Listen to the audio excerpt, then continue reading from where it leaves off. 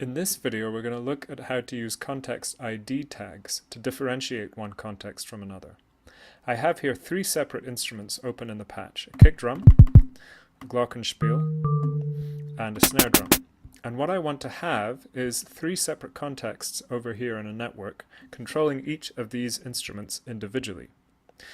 Now, I have here a context that I prepared that I would like to use for the bass drum. We've seen already how you can use the receive context dash object in order to send messages from any context to another object, like this. But that's not going to work because that's going to control two instruments at once, and I want them to be separate. So what we're going to use is an ID tag to differentiate. So I'll start from the back, actually. I'm going to change this to receive kick dash. The dash is very important. It must be there. We'll talk about that a little bit later. And then if I go to properties here and ID and tags, and I'm going to type in here kick, the same word, enter, and there it is there. The tag is now available, visible on the patch, and as if by magic, receive kick is now receiving information. Now, there's no limit to the number of tags that one context can hold. If I just type in another here, and then receive another dash, you will see here that this channel is now receiving just like the first. And if I ever want to get rid of a channel here, I just go back. Very simple. ID tags, and then I just type in the same tag another, and it will get rid of it this time. Next, I'm going to have a context controlling the melody here. Here it is, pre-prepared. And this time I'm not going to create a new tag. I'm just going to use the object receive C2 dash. C2 is this object's unique ID number. You'll see it there. And ID numbers work just the same as tags. So there it goes. The advantage of tags, of course, is that they can be shared between different contexts. So if I went to tags there and put another kick, then you'd see that it's sending to kick and that both of them are sending to kick.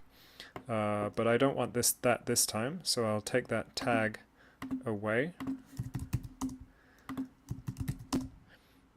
and it'll just be sending to C2. Now, you might be noticing there's something unusual about this context, which is that the cursor is moving from top to bottom. This happens when you hold down the Shift key and double-click over the float atom just there. You can see it changing. And what this does is it reverses the assignment of the X and Y axis. If it's like this, then the pattern toggles are here on the Y axis and the burst is along the X. If you remember, the burst all fire together at the end of the cycle, and the assignment can be changed, and what I've done here is I've just gone to properties, burst, presets, and random. It was on random already. So that's how I'm getting this little pattern, and then the messages were just typed in as usual. You'll see the difference if I switch it back. This will be the pattern again, and it sounds awful actually. If I give it more time, it'll make more sense.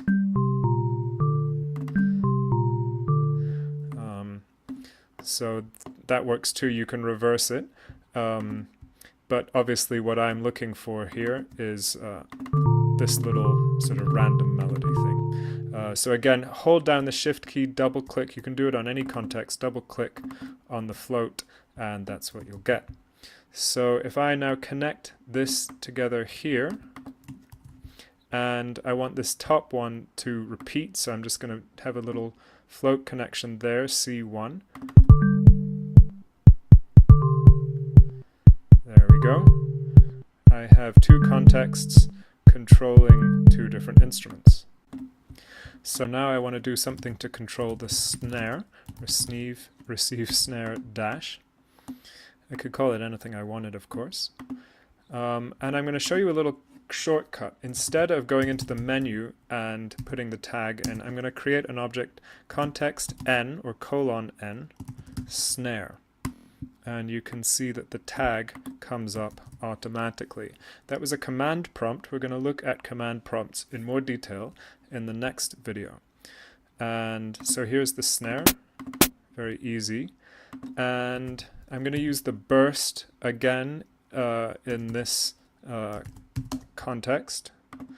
And I'm going to use it in a different way than I've done before. I'm just going to go back to presets and select random. And what I'm going to do now is have a little loop. So it's going to loop C3, C3, and then open the bottom one without that connection. So what this means is that it's going to loop randomly for a few times and then stop.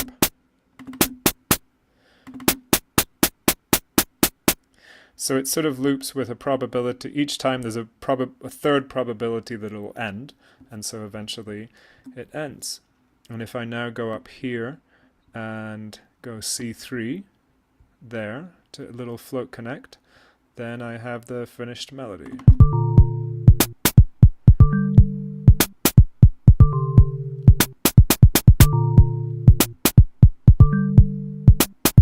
And there you have it. Now, the beauty of tags, as I mentioned before, is that they can be shared by any number of contexts.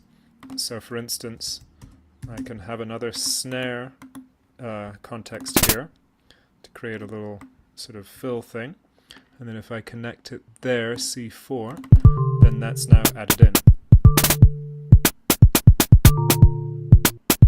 Doesn't sound so great, but you can get the picture.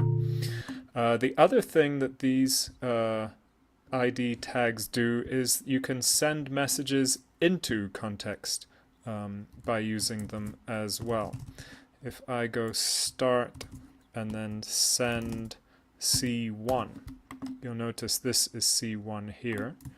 The start message works, so does the stop message.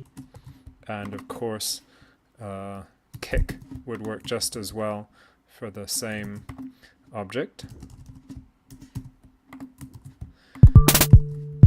And then you also have this context channel, which you've seen before, which sends to all of them. So this is going to stop them all mid-cycle, like that. That's about it for ID tags. As I mentioned before, we will look further at commands, of which you've seen several, in the next video.